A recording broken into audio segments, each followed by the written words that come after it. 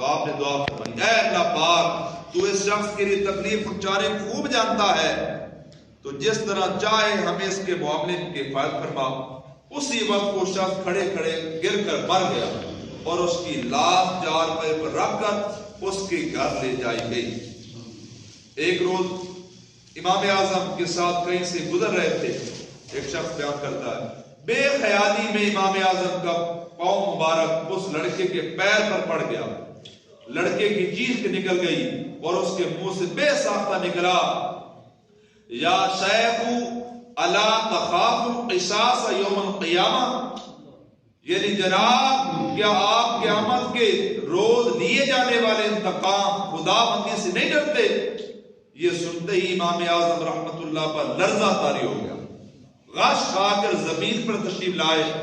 جب کچھ دیر کے بعد ہوش میں آئے تو میں نے عرض کی ایک لڑکے کی بات سے آپ اس قدر کیوں گھبرا گئے؟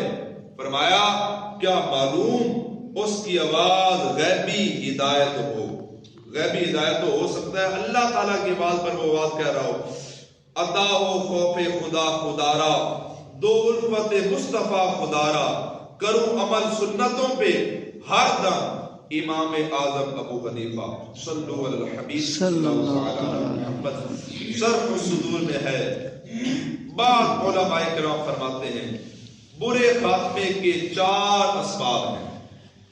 نمبر 1 نماز میں سستی کرنا، نمبر 2 شراب نوشی کرنا، نمبر 3 والدین کی نافرمانی کرنا، نمبر 4 مسلمانوں کو تکلیف دینا۔ یہ میں نے اور آپ نے غور کرنا ہے کہ مجھ میں کون سی کمی پائی جا رہی ہے۔ نمازیں ہم بند کرنا پڑھتے ہیں یا نہیں پڑھتے؟ نہیں پڑھتے، تو فرمایا برے خاتمے کا سبب کہ بندہ اندیشہ ہے کہ بندے کا ایمان پر خاتمہ نہ ہوگا، کس کا؟ جو نماز نہیں پڑھتا، نماز میں سستی کرتا ہے۔ نمبر 2 جو شراب نوشی کرتا ہے، شراب پیتا ہے۔ نمبر 3 والدین کی جو نافرمانی کرتا ہے، اندیشہ ہے کہ اس کا ایمان پر خاتمہ نہ ہو۔ نمبر 4 مسلمانوں کو تکلیف دینا۔ یہ چوتھا سبب ہے جو انسان کے ایمان کے ضائع ہونے کا سبب بن سکتا ہے۔ مجھے دے دے ایمان پر استقامت، پے سید محتشم یا الہی، صلو علی الحبیب صلی اللہ علیہ محمد صلی اللہ علیہ وآلہ وسلم۔ بیان کو اختتام کی طرف لاتے ہوئے سنت اور بیان ادا بیان کرتا ہوں۔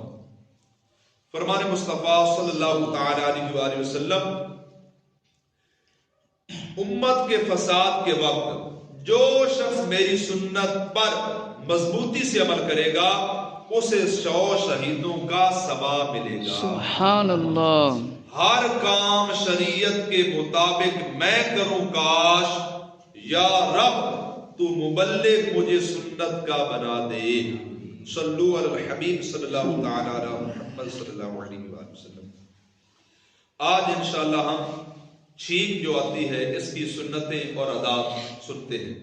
2 فرامین مصطفیٰ صلی اللہ علیہ وآلہ وسلم، اللہ پاک چھینک کو پسند کرتا ہے۔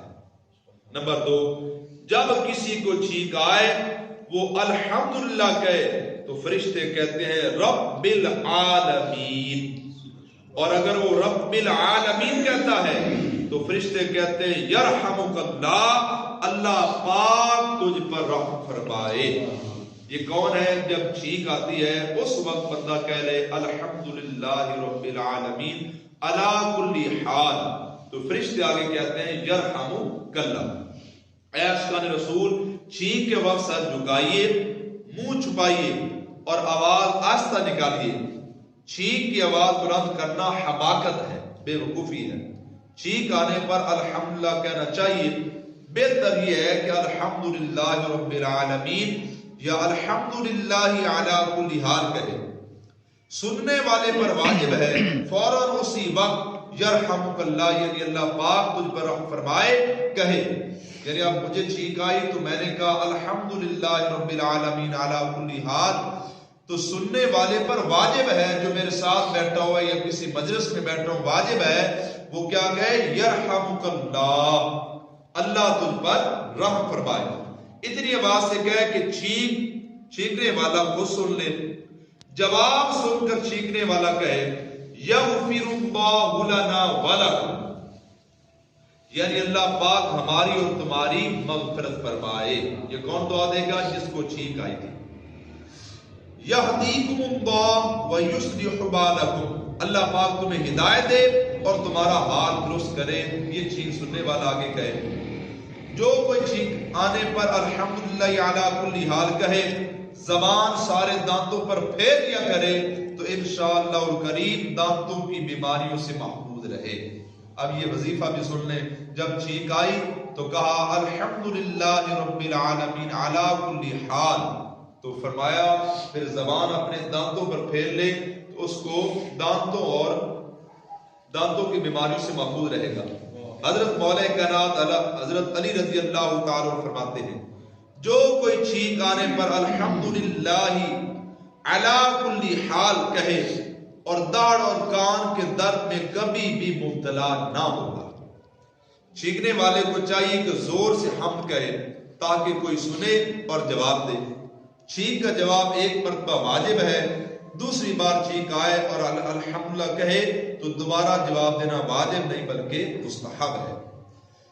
جو اب جواب اس صورت میں واجب ہوگا کہ جب چھینکنے والا الحمدللہ کہے، اگر اس نے کہا ہی نہیں تو پھر جواب دینا واجب ہے نہیں۔ حمد نہ کرے تو جواب نہیں۔ خطبے کے وقت کسی کو چھینک آئی تو سننے والا اس کو جواب نہ دے۔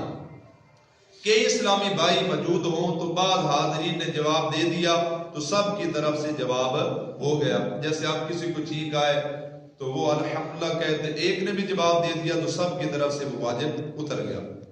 مگر بہتر یہی ہے کہ سب جواب دیں۔ دیوار کے پیچھے کسی کو چھینک آئی اور اس نے الحمدللہ کہا تو سننے والا اس کا جواب دے۔ نماز میں چھینک آئے تو سکوت کرے، یعنی خاموش رہے، اور الحمدللہ کہہ لیا ابھی تو حج نہیں۔ اگر اس وقت حمد نہ کی تو جب نماز سے فارغ ہو تو اس وقت الحمدللہ کہہ دے۔ آپ نماز پڑھ رہے، کسی کو چھینک آئی اور آپ نے جواب کی نیت سے الحمدللہ کہا تو آپ کی نماز ٹوٹ گئی۔ نماز کی صورت میں کسی کی چھینک جواب نہیں دینا۔ کافر کو چھینک آئے تو اس نے الحمدللہ کہا تو جواب میں یہدیکم اللہ کہے، یعنی اللہ پاک تمہیں ہدایت دے کہا جائے۔ لوٹنے رحمتیں قافلے میں چلو، سیکھنے سنتیں قافلے میں چلو، ہوں گی حل مشکلیں قافلے میں چلو، ختم ہو شامتیں قافلے میں چلو۔ صلو علی الحبیب صلی اللہ تعالی علی محمد۔ دعوت اسلامی کے ہفتہ وار سنتوں پر اجتماع میں 6 درود پاک اور 2 دعائیں ہم مل کر پڑھتے ہیں۔ مل کر پڑھیے، اللہم صلی وسلم وبارک